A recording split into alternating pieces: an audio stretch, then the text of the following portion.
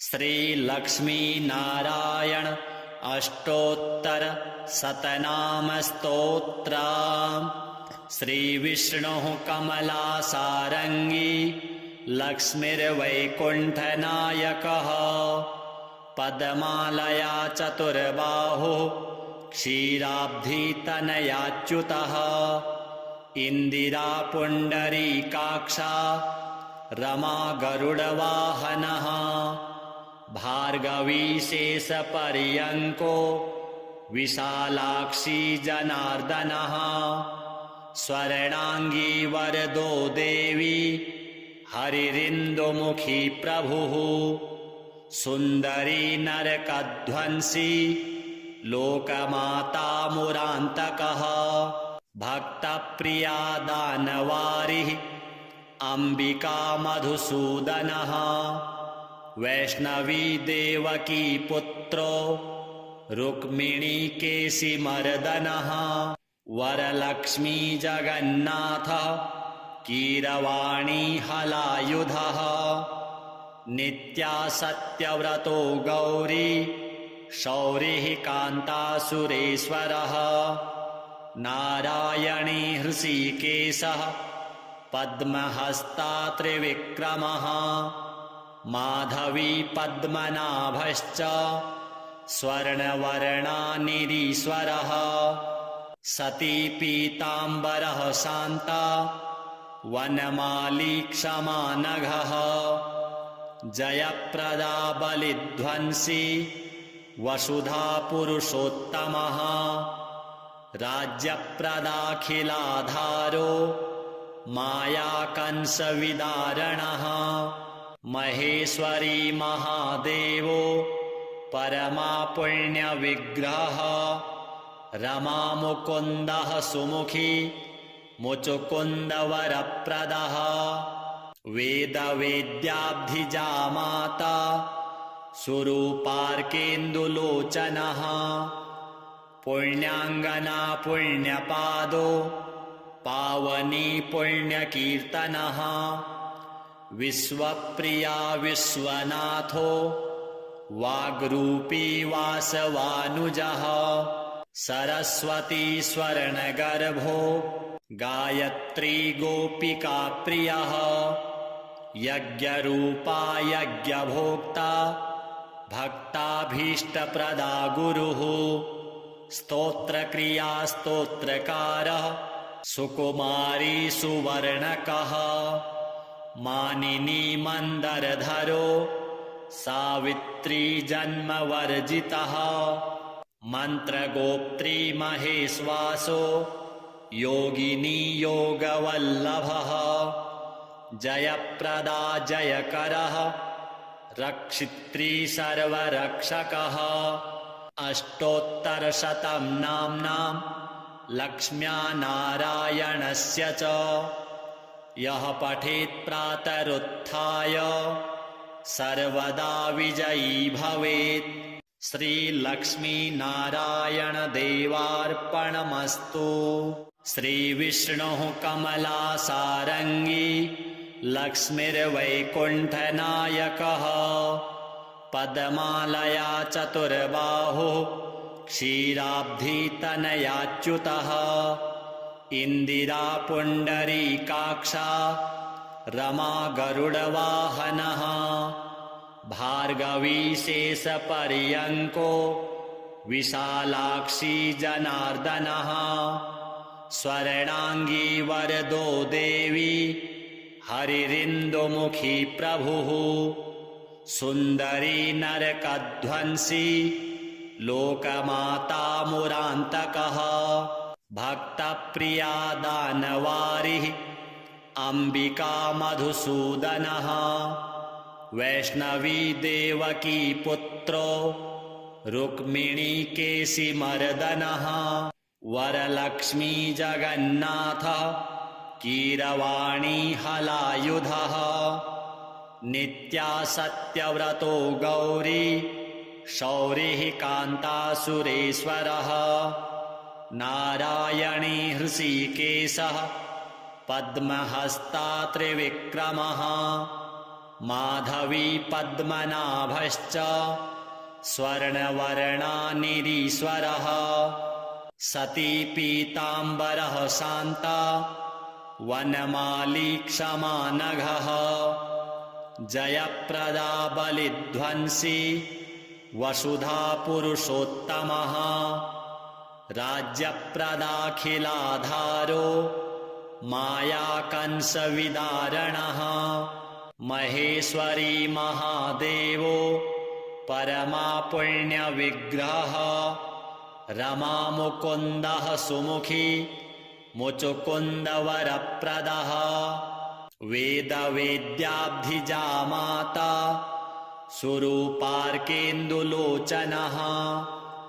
पुण्याङ्गना पुण्यपादो पावनी पुण्यकीर्तनः विश्वप्रिया विश्वनाथो वाग्रूपी वासवानुजः सरस्वती स्वर्णगर्भो गायत्री गोपिका प्रियः यज्ञरूपा यज्ञभोक्ता भक्ताभीष्टप्रदा गुरुः स्तोत्रक्रिया स्तोत्रकारः सुकुमारी सुवर्णकः मानिनी मन्दरधरो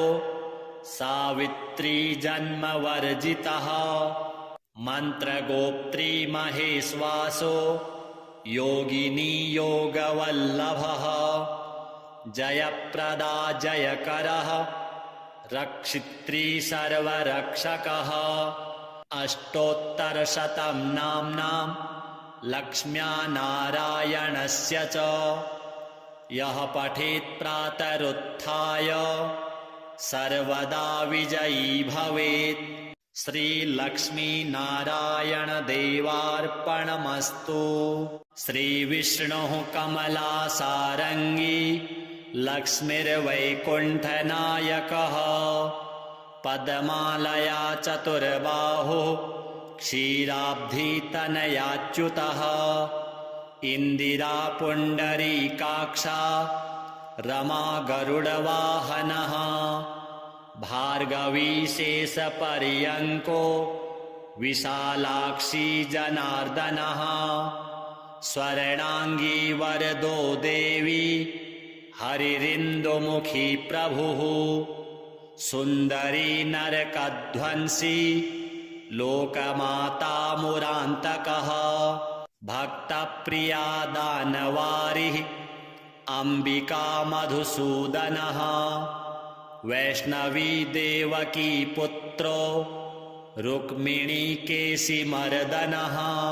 वरलक्ष्मी जगन्नाथः कीरवाणी हलायुधः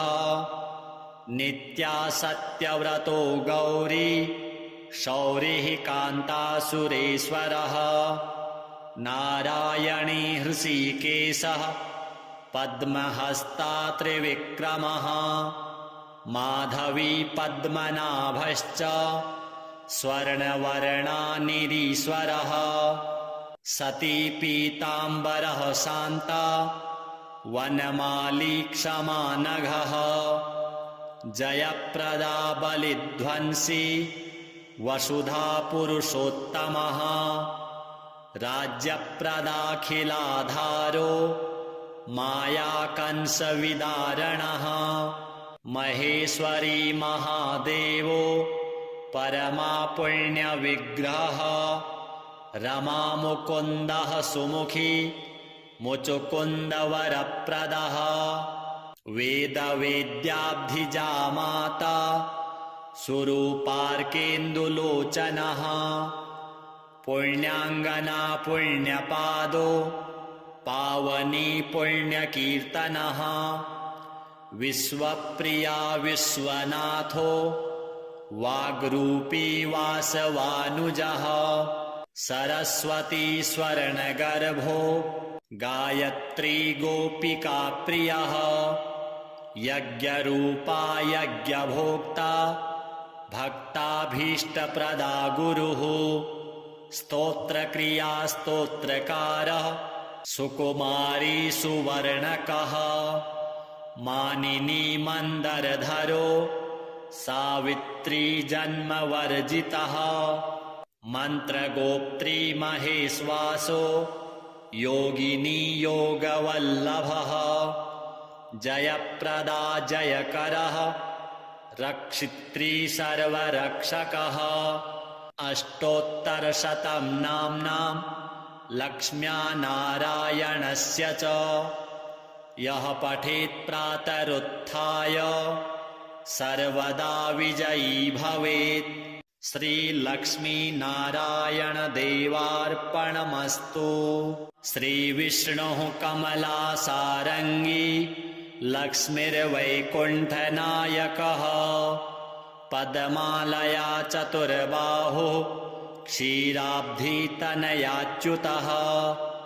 इन्दिरा पुण्डरीकाक्षा रमा गरुडवाहनः भार्गवी शेषपर्यङ्को विशालाक्षी जनार्दनः स्वर्णाङ्गी वरदो देवी हरिरिन्दुमुखी प्रभुः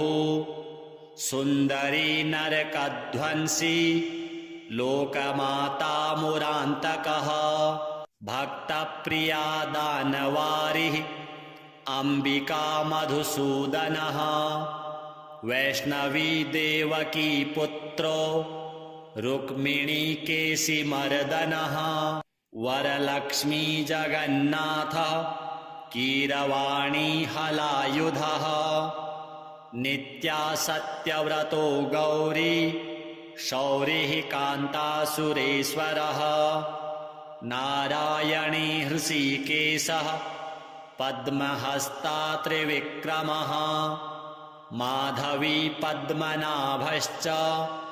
स्वर्णवर्णानिरीश्वरः सती पीताम्बरः शान्ता वनमाली क्षमा नघः जयप्रदा बलिध्वंसी वसुधा पुरुषोत्तमः राज्यप्रदाखिलाधारो मायाकंसविदारणः महेश्वरी महादेवो परमा पुण्यविग्रहः रमा मुकुन्दः सुमुखी मुचुकुन्दवरप्रदः वेदवेद्याब्धिजा माता सुरूपार्केन्दुलोचनः पुण्याङ्गना पुण्यपादो पावनी पुण्यकीर्तनः विश्वप्रिया विश्वनाथो वाग्रूपी वासवानुजः सरस्वती स्वर्णगर्भो गायत्री गोपिका प्रियः यज्ञरूपा यज्ञभोक्ता भक्ताभीष्टप्रदा गुरुः स्तोत्रक्रिया स्तोत्रकारः सुकुमारी सुवर्णकः मानिनी मन्दरधरो सावित्री जन्मवर्जितः मन्त्रगोप्त्री महेश्वासो योगिनी योगवल्लभः जयप्रदा जयकरः रक्षित्री सर्वरक्षकः अष्टोत्तरशतं नाम्नां लक्ष्म्या नारायणस्य च यः पठेत् प्रातरुत्थाय सर्वदा विजयी भवेत्। श्रीलक्ष्मीनारायणदेवार्पणमस्तु। श्रीविष्णुः कमलासारङ्गी लक्ष्मीर्वैकुण्ठनायकः पद्मालया चतुर्बाहुः क्षीराब्धितनयाच्युतः इन्दिरा पुण्डरीकाक्षा रमा गरुडवाहनः भार्गवी शेषपर्यङ्को विशालाक्षी जनार्दनः स्वर्णाङ्गी वरदो देवी हरिरिन्दुमुखी प्रभुः सुन्दरी नरकध्वंसी लोकमाता मुरान्तकः भक्तप्रिया दानवारिः अम्बिका मधुसूदनः वैष्णवी देवकी पुत्रो रुक्मिणी केशिमर्दनः वरलक्ष्मी जगन्नाथ कीरवाणी हलायुधः नित्या सत्यव्रतो गौरी शौरिः कान्तासुरेश्वरः नारायणी हृषीकेशः पद्महस्ता त्रिविक्रमः माधवी पद्मनाभश्च स्वर्णवर्णानिरीश्वरः सती पीताम्बरः शान्ता वनमाली क्षमा नघः जयप्रदा बलिध्वंसी वसुधा पुरुषोत्तमः राज्यप्रदाखिलाधारो मायाकंसविदारणः महेश्वरी महादेवो परमा पुण्यविग्रहः रमा मुकुन्दः सुमुखी मुचुकुन्दवरप्रदः वेदवेद्याब्धिजा माता सुरूपार्केन्दुलोचनः पुण्याङ्गना पुण्यपादो पावनी पुण्यकीर्तनः विश्वप्रिया विश्वनाथो वाग्रूपी वासवानुजः सरस्वती स्वर्णगर्भो गायत्री गोपिका प्रियः यज्ञरूपा यज्ञभोक्ता भक्ताभीष्टप्रदा गुरुः स्तोत्रक्रिया स्तोत्रकारः सुकुमारी सुवर्णकः मानिनी मन्दरधरो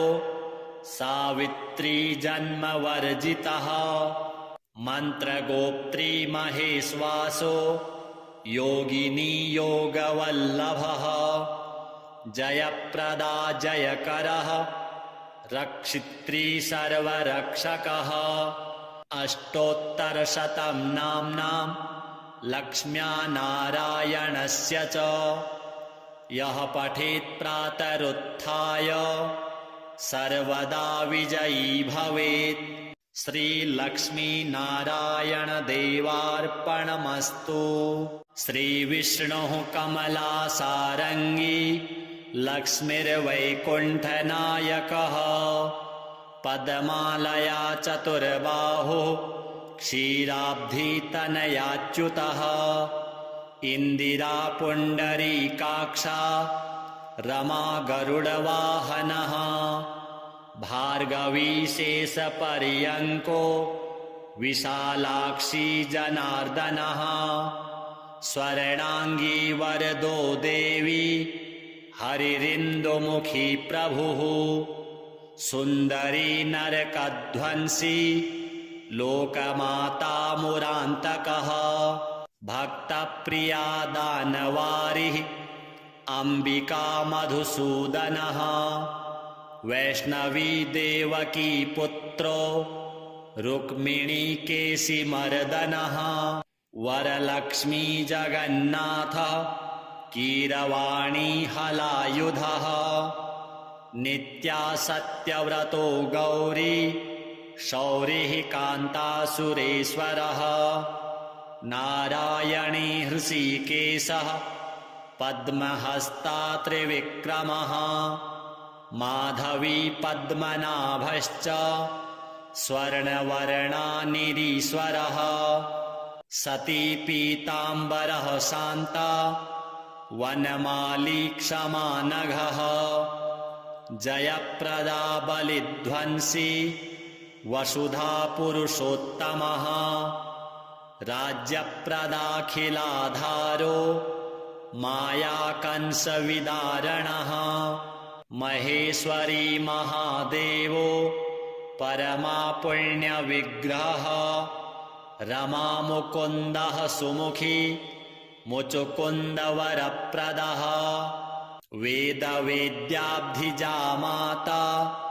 सुरूपार्केन्दुलोचनः पुण्याङ्गना पुण्यपादो पावनी पुण्यकीर्तनः विश्वप्रिया विश्वनाथो वाग्रूपी वासवानुजः सरस्वती स्वर्णगर्भो गायत्री गोपिका प्रियः यज्ञरूपा यज्ञभोक्ता भक्ताभीष्टप्रदा गुरुः स्तोत्रक्रिया स्तोत्रकारः सुकुमारी सुवर्णकः मानिनी मन्दरधरो सावित्री जन्मवर्जितः मन्त्रगोप्त्री महेश्वासो योगिनी योगवल्लभः जयप्रदा जयकरः रक्षित्री सर्वरक्षकः अष्टोत्तरशतं नाम्नां लक्ष्म्या नारायणस्य च यः पठेत् प्रातरुत्थाय सर्वदा विजयी भवेत्। श्रीलक्ष्मीनारायणदेवार्पणमस्तु। श्रीविष्णुः कमलासारङ्गी लक्ष्मीर्वैकुण्ठनायकः पद्मालया चतुर्बाहुः क्षीराब्धितनयाच्युतः इन्दिरा पुण्डरीकाक्षा रमा गरुडवाहनः भार्गवी शेषपर्यङ्को विशालाक्षी जनार्दनः स्वर्णाङ्गी वरदो देवी हरिरिन्दुमुखी प्रभुः सुन्दरी नरकध्वंसी लोकमाता मुरान्तकः भक्तप्रिया दानवारिः अम्बिका मधुसूदनः वैष्णवी देवकी पुत्रो रुक्मिणी केशिमर्दनः वरलक्ष्मी जगन्नाथ कीरवाणी हलायुधः नित्या सत्यव्रतो गौरी शौरिः कान्तासुरेश्वरः नारायणी हृषीकेशः पद्महस्ता त्रिविक्रमः माधवी पद्मनाभश्च स्वर्णवर्णा निरीश्वरः सती पीताम्बरः शान्ता वनमाली क्षमा नघः जयप्रदा बलिध्वंसी वसुधा पुरुषोत्तमः राज्यप्रदाखिलाधारो मायाकंसविदारणः महेश्वरी महादेवो परमा पुण्यविग्रहः रमा मुकुन्दः सुमुखी मुचुकुन्दवरप्रदः वेदवेद्याब्धिजा माता सुरूपार्केन्दुलोचनः पुण्याङ्गना पुण्यपादो पावनी पुण्यकीर्तनः विश्वप्रिया विश्वनाथो वाग्रूपी वासवानुजः सरस्वती स्वर्णगर्भो गायत्री गोपिका प्रियः यज्ञरूपा यज्ञभोक्ता भक्ताभीष्टप्रदा गुरुः स्तोत्रक्रिया स्तोत्रकारः सुकुमारी सुवर्णकः मानिनी मन्दरधरो सावित्री जन्मवर्जितः मन्त्रगोप्त्री महेश्वासो योगिनी योगवल्लभः जयप्रदा जयकरः रक्षित्री सर्वरक्षकः अष्टोत्तरशतं नाम्नां लक्ष्म्या नारायणस्य च यः पठेत् प्रातरुत्थाय सर्वदा विजयी भवेत्। श्रीलक्ष्मीनारायणदेवार्पणमस्तु। श्रीविष्णुः कमलासारङ्गी लक्ष्मीर्वैकुण्ठनायकः पद्मालया चतुर्बाहुः क्षीराब्धितनयाच्युतः इन्दिरा पुण्डरीकाक्षा रमा गरुडवाहनः भार्गवी शेषपर्यङ्को विशालाक्षी जनार्दनः स्वर्णाङ्गी वरदो देवी हरिरिन्दुमुखी प्रभुः सुन्दरी नरकध्वंसी लोकमाता मुरान्तकः भक्तप्रिया दानवारिः अम्बिका मधुसूदनः वैष्णवी देवकी पुत्रो रुक्मिणी केशिमर्दनः वरलक्ष्मी जगन्नाथ कीरवाणी हलायुधः नित्या सत्यव्रतो गौरी शौरिः कान्तासुरेश्वरः नारायणी हृषीकेशः पद्महस्ता त्रिविक्रमः माधवी पद्मनाभश्च स्वर्णवर्णानिरीश्वरः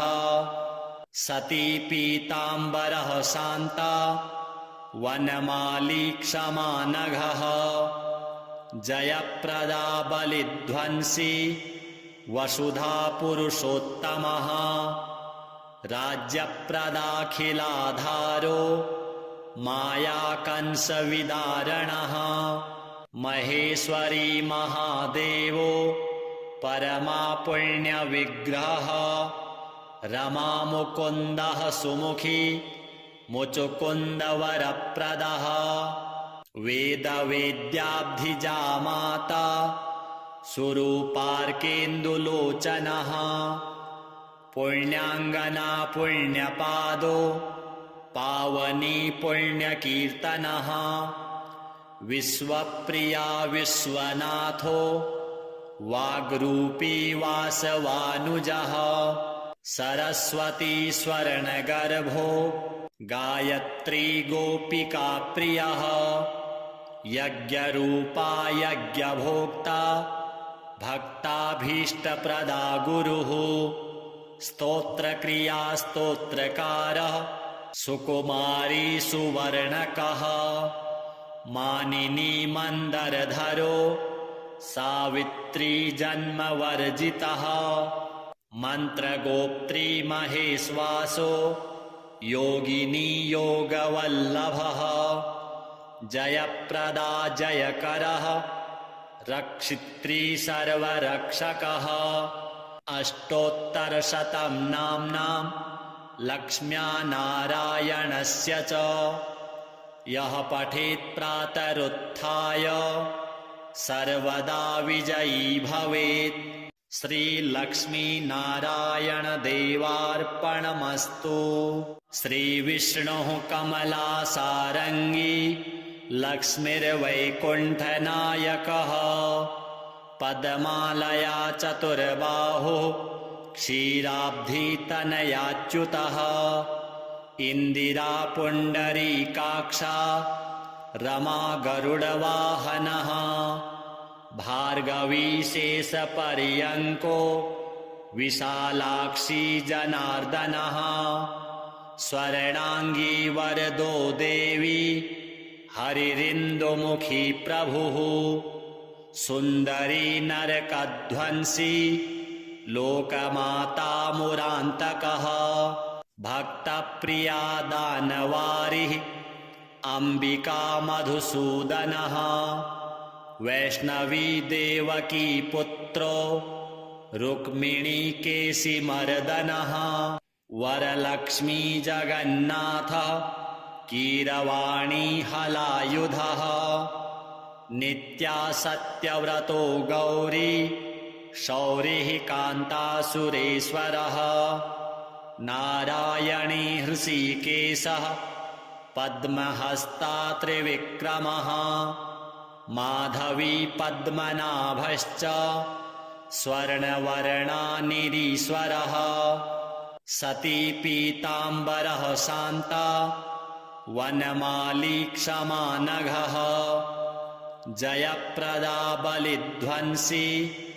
वसुधा पुरुषोत्तमः राज्यप्रदाखिलाधारो मायाकंसविदारणः महेश्वरी महादेवो परमा पुण्यविग्रहः रमामुकुन्दः सुमुखी मुचुकुन्दवरप्रदः वेदवेद्याब्धिजा माता सुरूपार्केन्दुलोचनः पुण्याङ्गना पुण्यपादो पावनी पुण्यकीर्तनः विश्वप्रिया विश्वनाथो वाग्रूपी वासवानुजः सरस्वती स्वर्णगर्भो गायत्री गोपिका प्रियः यज्ञरूपा यज्ञभोक्ता भक्ताभीष्टप्रदा गुरुः स्तोत्रक्रिया स्तोत्रकारः सुकुमारी सुवर्णकः मानिनी मन्दरधरो सावित्री जन्मवर्जितः मन्त्रगोप्त्री महेश्वासो योगिनी योगवल्लभः जयप्रदा जयकरः रक्षित्री सर्वरक्षकः अष्टोत्तरशतं नाम्नां लक्ष्म्या नारायणस्य च यः पठेत् प्रातरुत्थाय सर्वदा विजयी भवेत्। श्रीलक्ष्मीनारायणदेवार्पणमस्तु। श्रीविष्णुः कमलासारङ्गी लक्ष्मीर्वैकुण्ठनायकः पद्मालया चतुर्बाहुः क्षीराब्धितनयाच्युतः इन्दिरा पुण्डरीकाक्षा रमा गरुडवाहनः भार्गवी शेषपर्यङ्को विशालाक्षी जनार्दनः स्वर्णाङ्गी वरदो देवी हरिरिन्दुमुखी प्रभुः सुन्दरी नरकध्वंसी लोकमाता मुरान्तकः भक्तप्रिया दानवारिः अम्बिका मधुसूदनः वैष्णवी देवकी पुत्रो रुक्मिणी केशिमर्दनः वरलक्ष्मी जगन्नाथः कीरवाणी हलायुधः नित्या सत्यव्रतो गौरी शौरिः कान्तासुरेश्वरः नारायणी हृषीकेशः पद्महस्ता त्रिविक्रमः माधवी पद्मनाभश्च स्वर्णवर्णा निरीश्वरः सती पीताम्बरः शान्ता वनमाली क्षमा नघः जयप्रदा बलिध्वंसी वसुधा पुरुषोत्तमः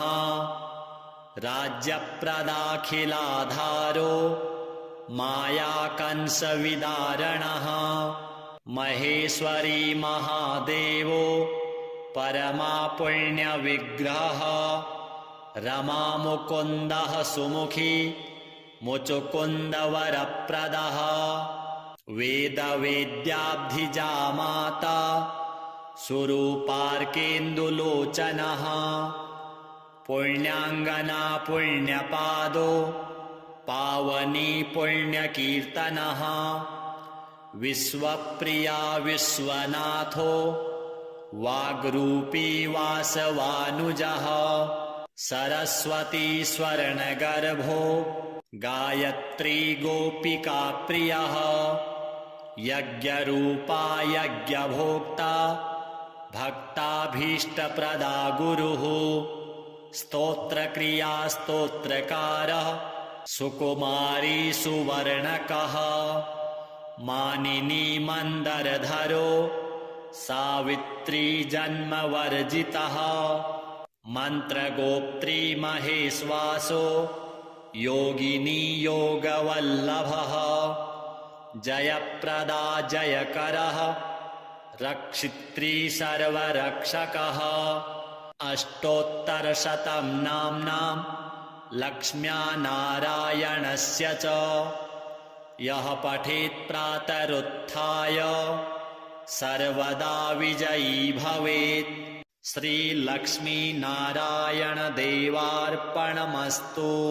श्रीविष्णुः कमलासारङ्गी लक्ष्मीर्वैकुण्ठनायकः पद्मालया चतुर्बाहुः क्षीराब्धितनयाच्युतः इन्दिरा पुण्डरीकाक्षा रमा गरुडवाहनः भार्गवी शेषपर्यङ्को विशालाक्षी जनार्दनः स्वर्णाङ्गी वरदो देवी हरिरिन्दुमुखी प्रभुः सुन्दरी नरकध्वंसी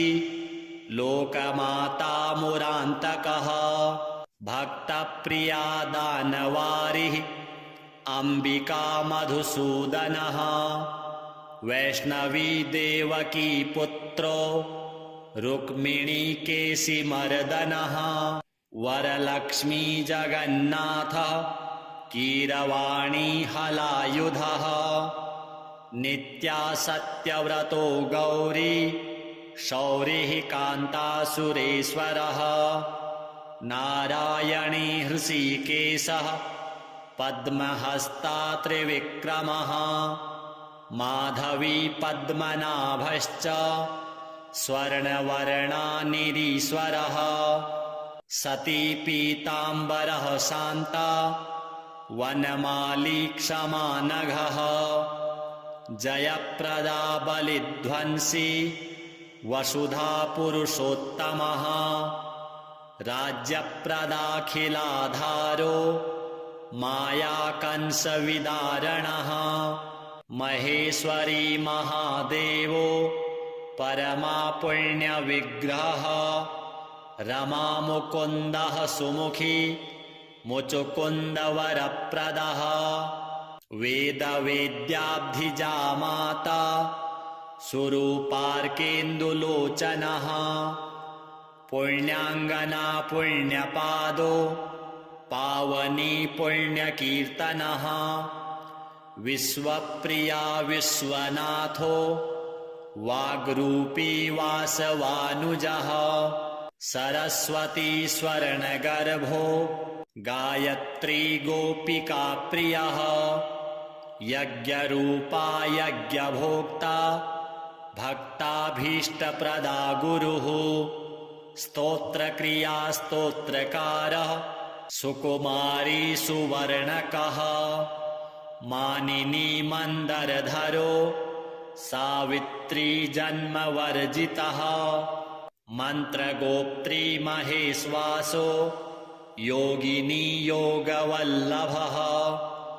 जयप्रदा जयकरः रक्षित्री सर्वरक्षकः अष्टोत्तरशतं नाम्नां लक्ष्म्या नारायणस्य च यः पठेत् प्रातरुत्थाय सर्वदा विजयी भवेत्। श्रीलक्ष्मीनारायणदेवार्पणमस्तु।